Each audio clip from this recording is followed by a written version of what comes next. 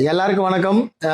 இந்த 2 நாளா நம்ம நிறைய எலெக்ஷன் பத்தி பேசுனதை தாண்டி திவ்யா சத்யராஜ் அவர்கள் பேசின ஒரு ஒரு காணொளி வந்து ரொம்ப விமர்சிக்கப்பட்டும் அதுக்கு ஆதரவு தெரிவிச்சும் சில பேர் வந்து பதிவிட்டுட்டு இருக்காங்க.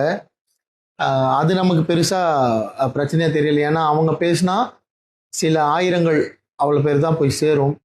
ஆனால் அதை ஆதரித்து அவங்க சொன்னதை வந்து சப்போர்ட் பண்ணி நடிகர் திரு சத்யராஜ் சார் அவர்கள் பேசுனது வந்து ரொம்ப முக்கியமான விஷயமா பார்க்கப்படுது. ஏன்னா ஈஸியாக 1 கோடி பேருக்கு போய் அந்த விஷுவல் சேர்ந்துருக்கும், அவர் சொன்ன கருத்து போய் சேர்ந்துருக்கும்.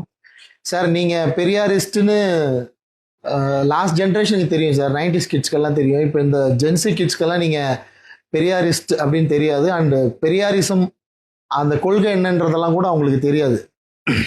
ஸோ நீங்கள் உங்கள் மகள் திவ்யா மேடம் சொன்னதாகட்டும், நீங்கள் சொன்னதாகட்டும், அது வந்து அந்த கருத்து தப்பு சார்.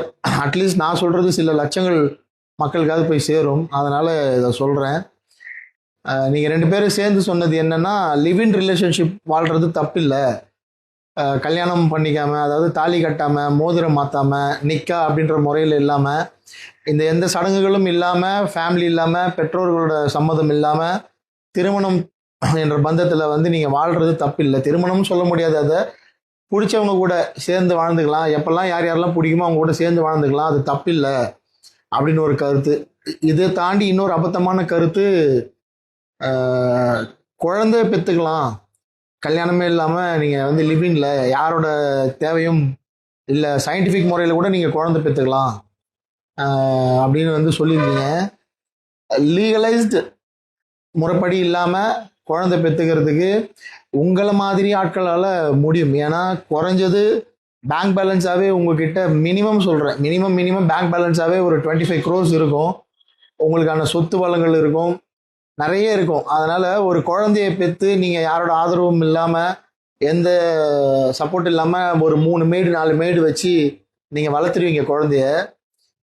ஆனால் சாமானிய மக்களாக வாழ்கிறவங்க உங்கள் கருத்தால் ஈர்க்கப்பட்டு இன்ஃப்ளூயன்ஸ் ஆகப்பட்டு, இவங்களே இவ்வளோ பெரிய ஆர்டிஸ்ட்டு, இவங்களே இப்படி சொல்கிறாங்களே அப்படின்னு சொல்லி அவங்க வந்து கல்யாணமே பண்ணிக்காமல் யாராவது ஒரு ஆணோட லிவிங் ரிலேஷன்ஷிப்லேருந்து ஒரு பொண்ணு வந்து ஒரு குழந்தைய பெற்றெடுத்துட்டு பின்னால் ஏதோ பிரச்சனையாகி கல்யாணமாகி முறைப்படி சொந்த பந்தத்தை கூடி கல்யாணம் பண்ணுறவங்களே 1000 சண்டை சச்சரவுகள் எனக்கு உட்பட ஃபேஸ் பண்ணிட்டு தான் நம்ம அடுத்த நாள் கடந்து போகிறோம்.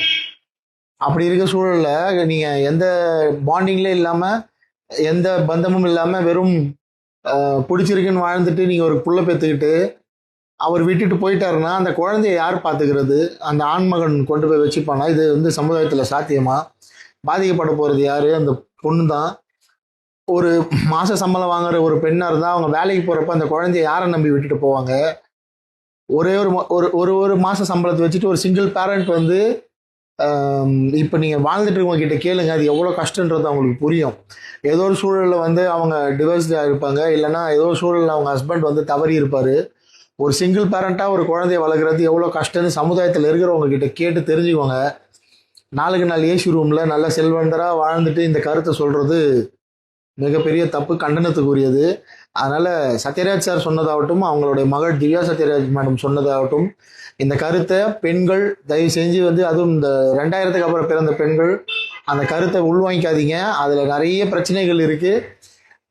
ஒருவேளை உங்களுக்கு அப்படி ஒரு எண்ணம் இது சரின்னு தோணுச்சுன்னா தயவுசெய்து உங்கள் சொந்தக்காரங்கிட்டயோ உங்கள் வெல்விஷர்கிட்டயோ இல்லைன்னா ஒரு நல்ல டாக்டர்கிட்டயோ கன்சல்ட் பண்ணிவிட்டு, நான் இப்படி ஒரு முடிவு எடுக்கலாமா, நான் ஒரு சிங்கிள் பேரண்ட்டாக யாரோட சப்போர்ட்டும் இல்லாமல் நான் குழந்தைய பெற்றுக்கிட்டு வளர்க்கலாமா, என்னால் முடியுமான்னு செக் பண்ணிக்கோங்க. ஏன்னா இது ஒரு குழந்தையோட எதிர்காலம் சம்மந்தப்பட்ட விஷயம். இது கலாச்சாரமோ பண்பாடு அதெல்லாம் தாண்டி ஒரு குழந்தையோட எதிர்காலம் சம்மந்தப்பட்ட விஷயம்.